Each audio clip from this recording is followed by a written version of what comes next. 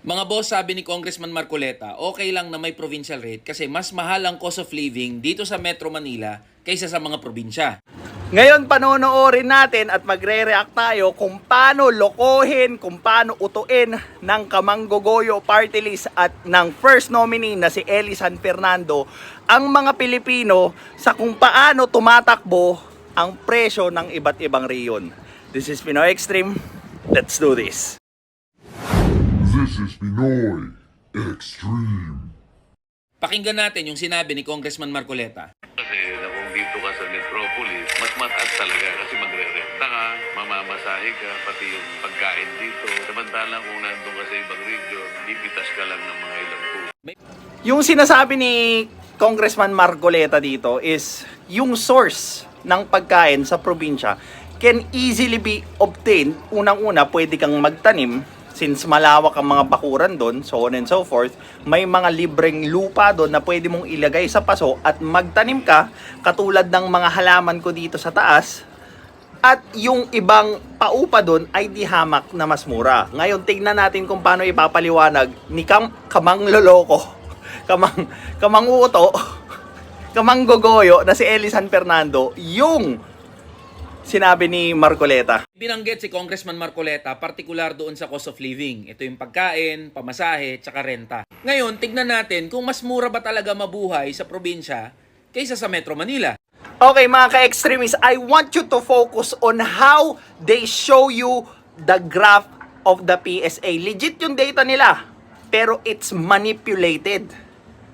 Sukatin natin yung presyo ng mga nabanggit. Isa sa mga major commodity na binibili ng mga Pilipino para sa kanilang pagkain sa isang buong araw ay ang bigas. Lumalabas sa datos ng Philippine Statistics Authority na mas mahal pa ang bigas sa mga probinsya kaysa sa Metro Manila. Yan mismo nakasulat sa price situation ng selected agricultural commodities na nilabas ng PSA ngayong Oktubre. Shinortcut ng Kamanggogoyo Party List yung data na nilabas ng PSA. Now, ito yung kabuuan ng data na yon. Ngayon, ito yung kabuuan ng table nung pinapakita ni Eli.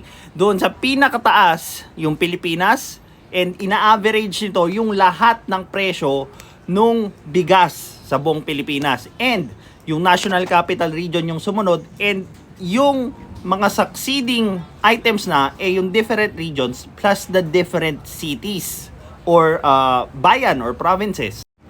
Ngayon, kung titignan natin, yung Cagayan Valley, which is number 1 product nila, bigas, makikita natin doon na yung Cagayan, Isabela, Nueva Vizcaya, Quirino, ay mabababa yung presyo kumpara doon sa NCR. Ngayon, bakit siya naging 61%? Dahil nung sinama yung Batanes, doon na humabol yung presyo ng buong rehiyon. Pero hindi ibig sabihin na mas mahal ang bigas doon sa nasabing probinsya dahil nga average yung nakasulat dito. Ngayon, yung Kamanggogoyo Party List, sinamantala nila yung kamangmangan ng mga Pilipino when it comes to actually doing due diligence and researching whatever the data is na pinapakita doon sa internet, lalo na itong mga ganitong importanteng data. Syempre, tamad, naniwala na lang kay Eli dahil maganda yung pinaglalaban, masarap pakinggan. Hindi na nila ni-research yung buong data, kaya nagmumukang mas mahal yung presyo doon sa probinsya. O, isama naman natin yung presyo ng baka. 401 sa buong National Capital Region, however, sa ibang probinsya, 339, 333, 330, 374, 354. So again, di hamak na mas mababa kesa sa NCR. Now, sasabihin nyo naman, bakit yung ibang bayan mas mahal yung produkto na yon?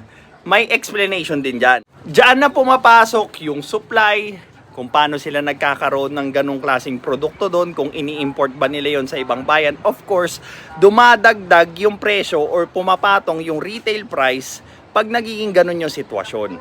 Pero hindi ibig sabihin nun na wala ng advantage yung probinsya or yung lugar dahil lang sa may mas mahal siyang isang produkto kesa sa ibang probinsya. Gets nyo?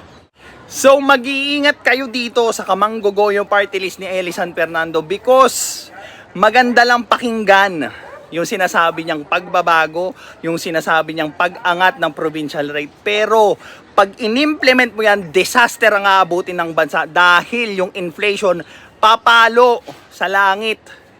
At ano na naman ang gagawin ni Elisan Fernando? Magrereklamo na naman pero hindi niya alam kung ano yung nirereklamo niya. Yan ang gusto nyong iboto as a party list. Reklamador, taga-rally lang, pero wala naman talagang ino-offer na concrete solution doon sa problemang nirereklamo niya. Maraming ganyang klaseng Pilipino, kaya maraming sumasang-ayon sa kanya. Kaya mag-iingat kayo dyan, please.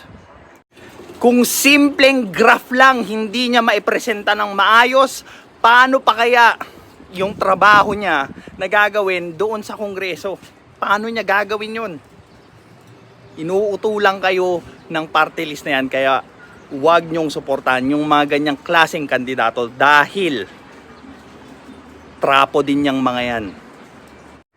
This is Pinoy Extreme. Have a good day.